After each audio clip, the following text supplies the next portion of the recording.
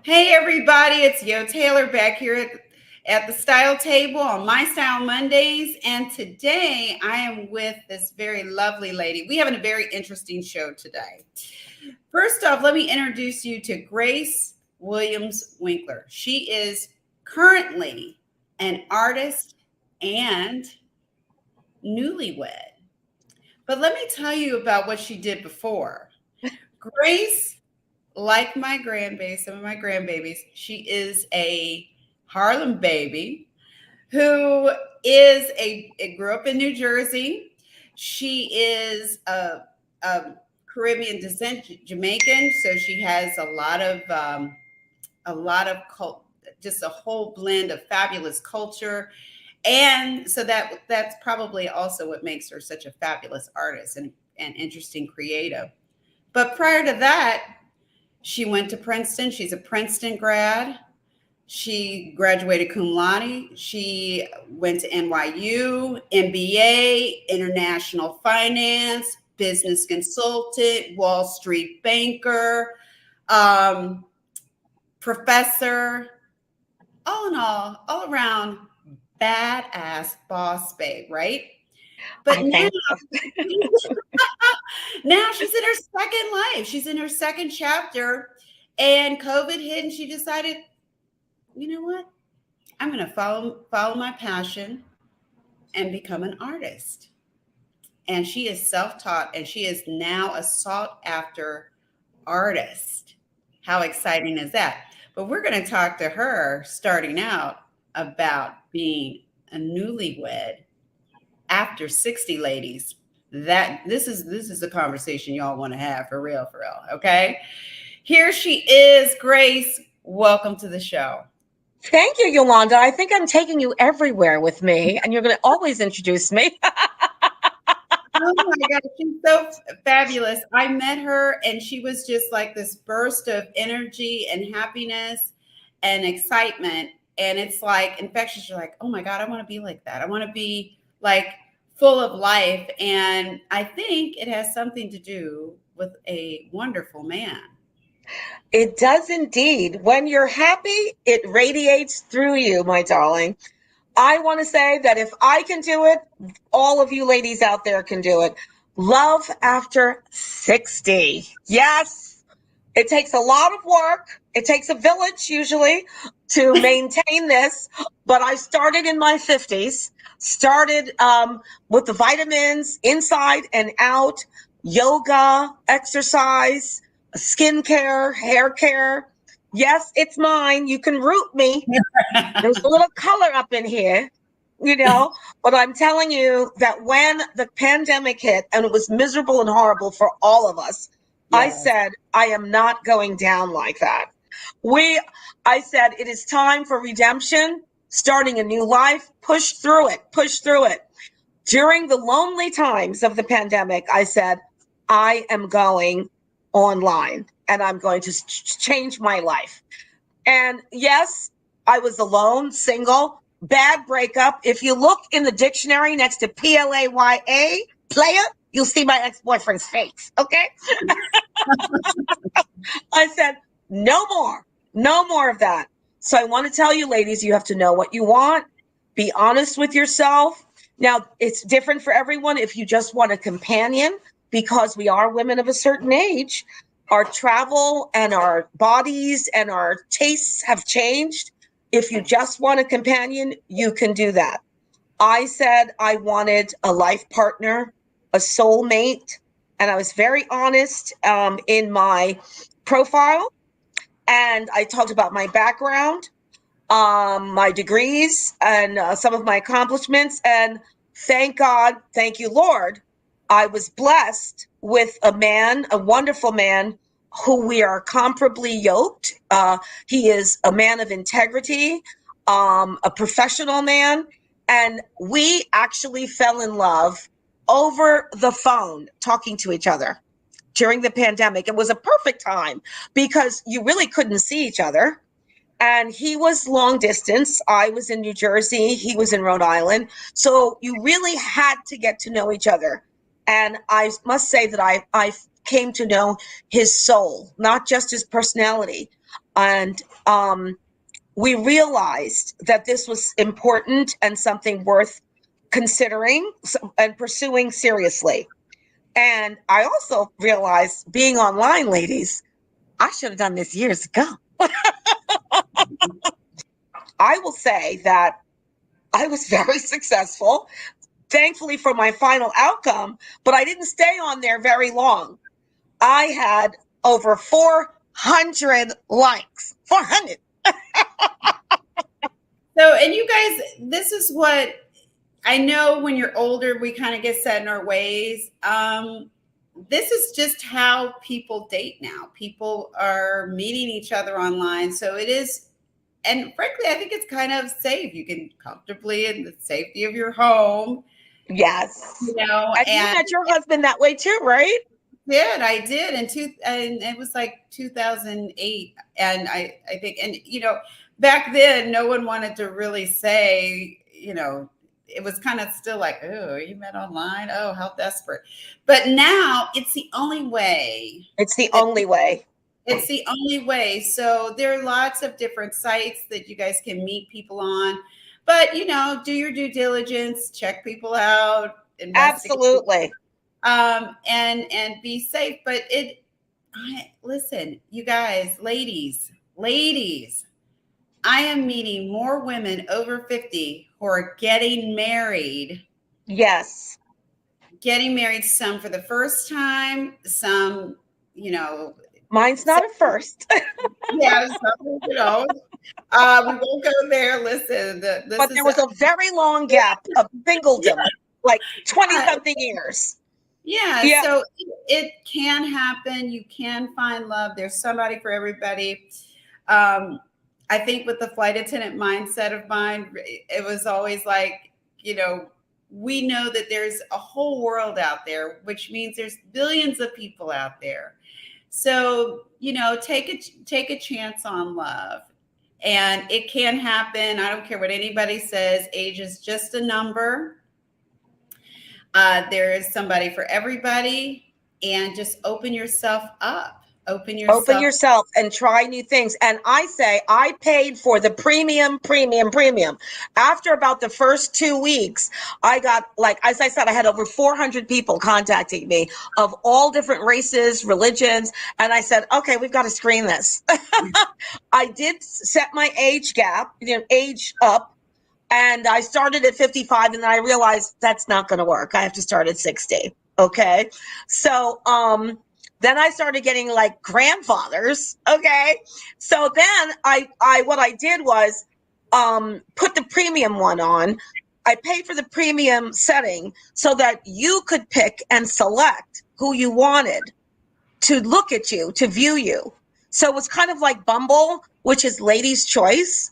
But thankfully, the young man that I married picked me very early on. And so I was taking it slow because I was like, oh, what am I going to do? It's a job. I treated it like a job. It was during the pandemic. All of my consultancies had dried up. So this was, luckily I had some income. I'm did some real estate, and I did some other passive income. And I was able to focus on these things. I was focusing on my art, and I was focusing on this. I said, I'm changing my life, and just keep a positive attitude. And, and one thing you must put in your profile, say, don't tell me you're separated. I don't even want to talk to you, because, in the community, we say, ain't nobody got time for that. All right. Let's keep it real. Okay? Yeah. People need to take care, finish, definitely tie up your loose ends first, before make sure their loose ends are tied up first, and that they're right.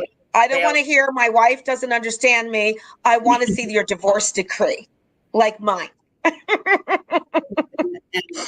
So listen, that's what happens when somebody's trying to date the banker, the Wall Street boss, babe, man. So, and it's okay. You want a credit report and a medical report. Right. Oh, okay. Wow. Now, I did check them out. The ones, the finalists, Not just Facebook. I went to LinkedIn. Oh yes, I do my investigation. So many times, we are, as you're aging, and your kids are also worried about you too. For those of you who have kids, you're worried about, who's after your parents for the right reasons and all of those things. So do your due diligence. But that, even with that, there's still wonderful people out there who are They not are. playing around, who just want to find love and companionship as well. That's So, so true. and we're going to talk a little bit about your wedding, because you just had a wedding, and I mean, you guys, she had a beautiful wedding. And many times they tell women of a certain age, oh, you shouldn't wear a long white dress. You shouldn't. Okay, this boss babe did exactly what she wanted. She wore You the know it. full long gown for Two both. of them. Two. Okay, now we're on to two. So listen, we're not our grandmothers. I'm a grandma, but not, we're just not the ladies that our parents used to be. We are out there living life, looking good, taking care of ourselves. So yeah, if you want to wear the long dress, if you want to wear a mini dress, whatever you want to do, the world is yours, because we have been on this earth for over half a century. Long. More than half a century. We should know by now. Like they said, you're a native New Yorker. You should know the deal by now. And we're going to see some of her dresses, and we're going to put some of those up. I'm in Rhode Island now, but Rhode Island is not the mecca for shopping like New York or New Jersey. I had to travel to Massachusetts to get both of my dresses. And the first one, I wanted a traditional, all out with the gown and the train. My favorite movie from childhood. And if I had children, if I had been blessed with children, I would have made every one of them watch The Sound of Music. Julie Andrews was my girl. I loved her so much in The Sound of Music. Maria. And I wanted that long cathedral train, and I got it. And it makes for beautiful pictures. I said, this is the last time I'm doing this, and it's going to be forever. This is my forever marriage with my soulmate and the love of my life. So I wanted that, because also it was interdenominational. I wanted something beautiful, classic, and something for really beautiful pictures with the family and friends. Then during the cocktail hour, I changed into the party dress, the reception dress, which I actually had hemmed. It had a small train, and I had hemmed to evening gown length, and it was a square neckline, which is in right now. And it was, tailored, but also somewhat conservative. Because of the family, his family, really. Yeah, well, but we want to keep them happy too, because we're experienced people. We've lived some life, so we know that we want to dress in a way that is respectful, and elegant. And elegant. Yes. And we're both of those things. It was the pictures were gorgeous. It was a beautiful ceremony, from what I could see from the photos. And so, again, ladies, we don't have to conform to right. You don't have to compromise. You don't have to settle, and you certainly don't have to conform. That's why I'm so happy to be out of corporate America, out of banking, out of brokerage. No more, because I will speak my mind. Now you speak it through art. Yes, my darling.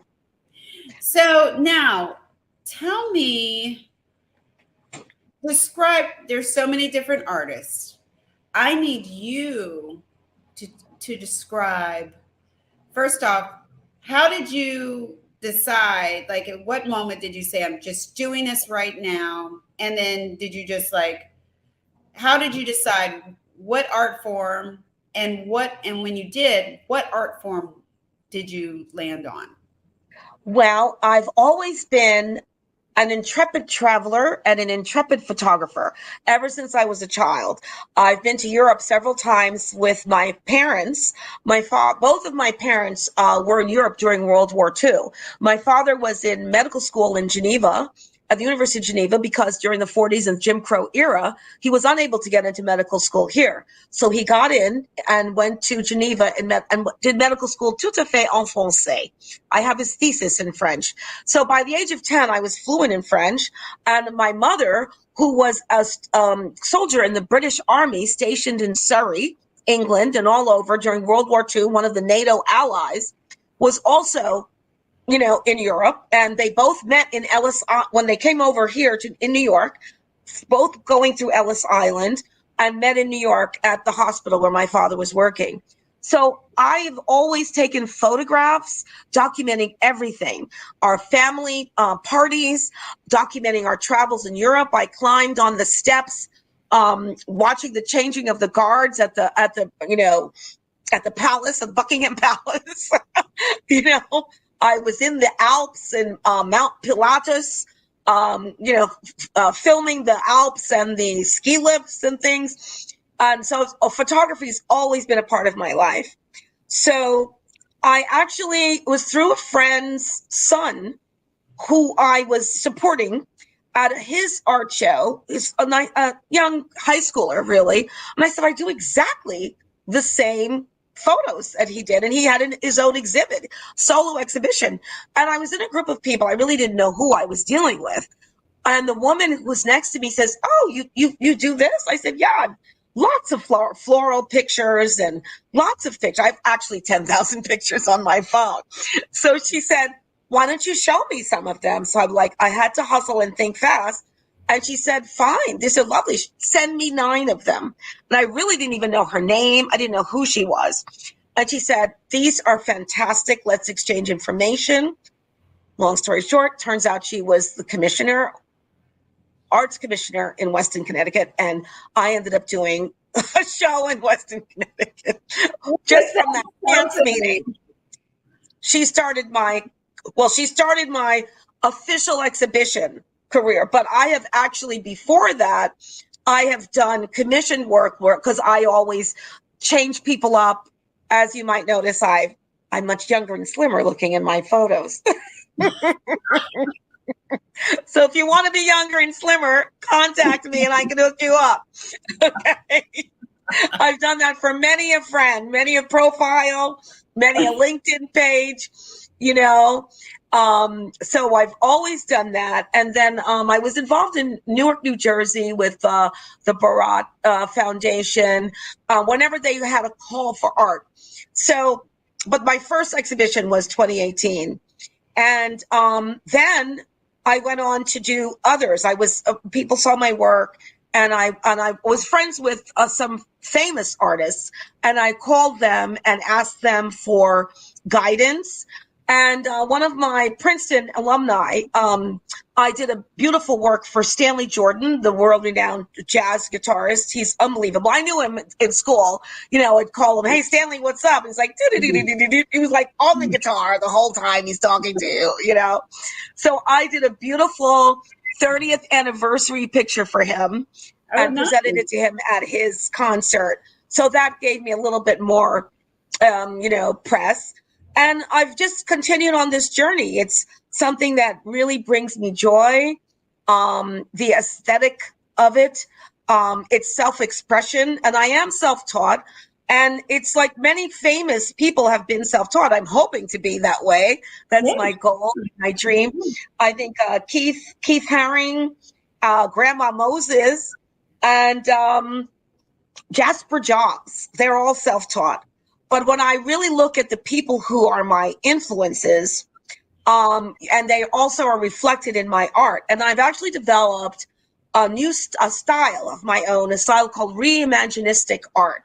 So I combine through doing photo montage, superimposition, and some artwork. There is a little bit of artwork, and I'm going to learn to paint, and I do multimedia collage, maybe put some newspaper and some I'm a calligrapher as well, and mix it up a little bit.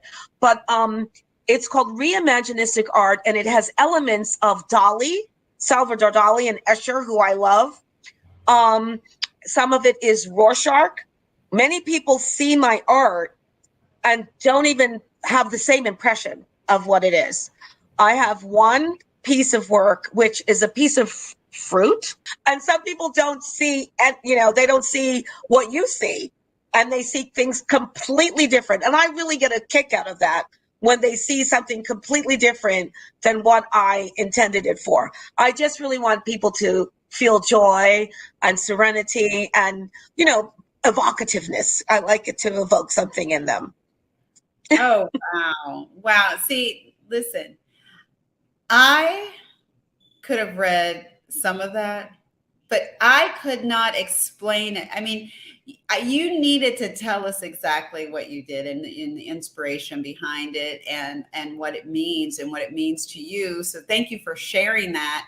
Because we're learning. I love doing My Style Mondays. I love being able to do this because I learned so much. I learned so much from all of these wonderful women that I get a chance to speak to.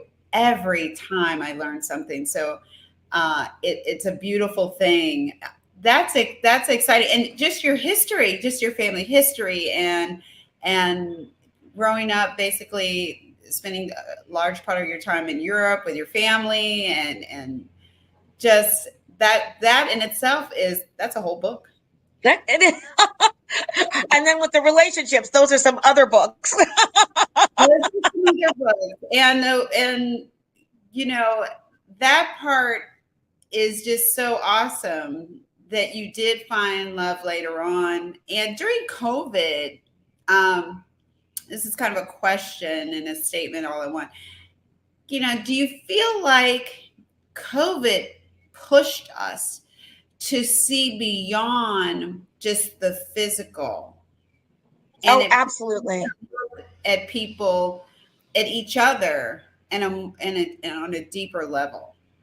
Well, I do have a story about that. I don't even think you know this because we do share my childhood friend together. While, first of all, COVID was just awful, just an awful 2 years of our life that I'm still trying to make up for. But, I got COVID while I was still single. And luckily, thank God, we were very close at that time, thinking I got COVID from December, the entire month of December, and thinking I was okay by Christmas. I was invited to a Christmas party and actually ended up collapsing before then and was checked into the hospital here, Kent Hospital. No one could get my blood. They just couldn't get my blood for whatever reason. They can't, very small veins. And I was there at 1:00. They didn't get my blood to get a CAT scan until 10 p.m. that evening when they found that I had viral pneumonia. So here I was thinking that I was okay after a month of being sick with COVID, and I was walking around with viral pneumonia. So the entire month of December and January, I was very, very sick, but I was with the love of my life. And for Christmas and New Year's, it was the most beautiful, romantic New Year's and Christmas. I was sick, still sick, sort of swaddled. He took me to a beautiful hotel in Newport, and we had dinner at a beautiful restaurant. I dressed up for had my mask and everything, went back to the room, and he presented me with this beautiful ring for New Year's Eve. It was really nice. And I thought this was was a pre-engagement ring. And then the February following, the real deal. And I just, the real deal. So it was really, he made, I guess, lemonade out of lemons. And it was a certainty that he was the one for me. And, we are very devoted to each other and very much in love. And I'm so grateful because I've never, ever, ever, and I can say from my past marriages, never, ever been this much in love. So there is hope, ladies. You know, I'm in my 60s. I never thought it was going to happen, but I willed it. And it's gonna be, you have to have a positive attitude. And when you find the right person, it's really true. You just know. You just know. You just know. You really do. And a good Google search never hurts. Make sure you got to make sure, ladies, you know, she's right. You just know, but still, you know, be prudent as well. And do your research. Do your research. But the thing is that when you get to be a certain age with love too, you have to start thinking about that are beyond, you know, some of our superficial, you know, desires. He's got to be hot and he's got to look good and he's got to dress well and all that. But is he going to be there when you're sick? Is he going to be there to hold your hand? Is he going to be there to tell you that you're beautiful even while you're going through this? Because as we age, things start to happen. Oh, and things drop. Yeah, all kinds of things start to happen as we age. You know, you really have to look for those things. This is just my humble opinion. I'm not the final word on it. I haven't written no books on dating. I can write some books on some funny dating stories, but no, I can't. I'm not an expert on it, but I will say, growing up with two parents who loved each other to literally my mother's last breath.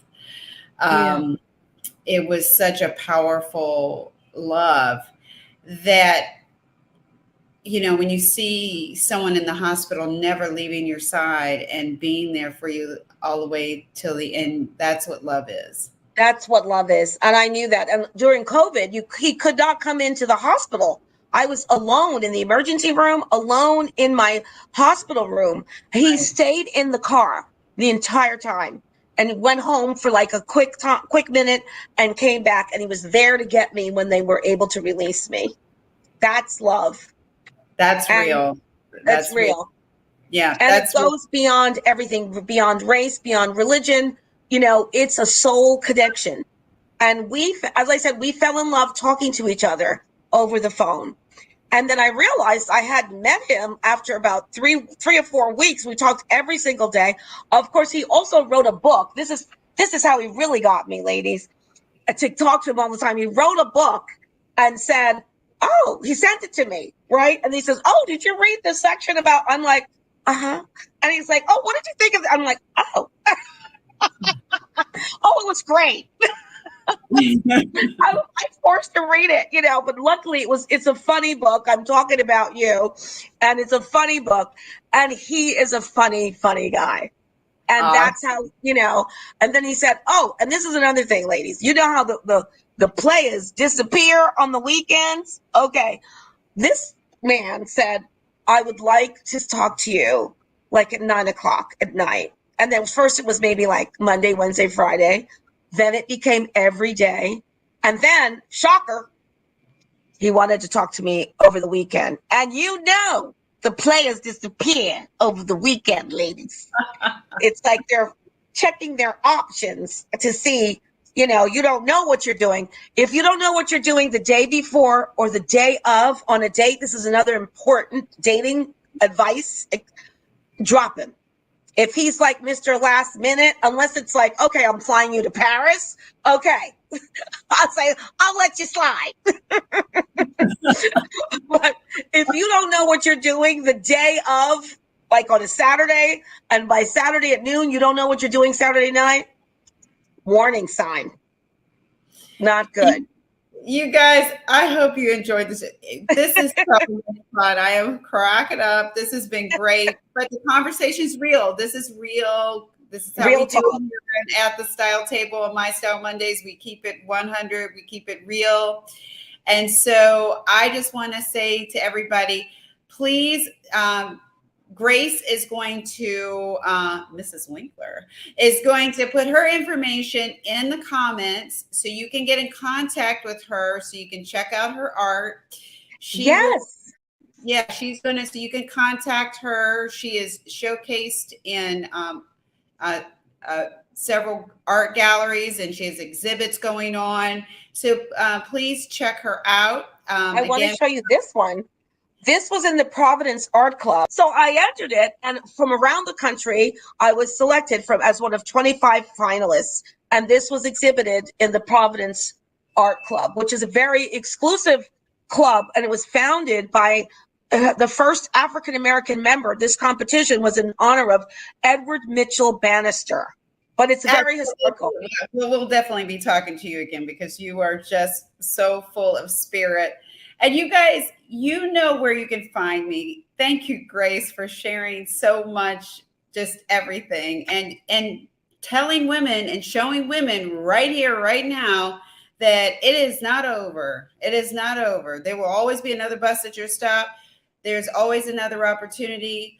Love has not left you past 50, past 60, and I dare say 70, because I know someone who got married at 75. Yes. Yes. So we will see you next time on My Style Mondays, every Monday at 7 p.m.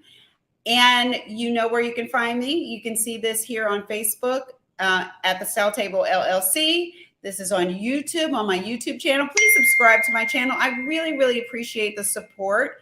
Also, you can see me on Instagram, LinkedIn. I'm everywhere. See you next week. Bye, you guys.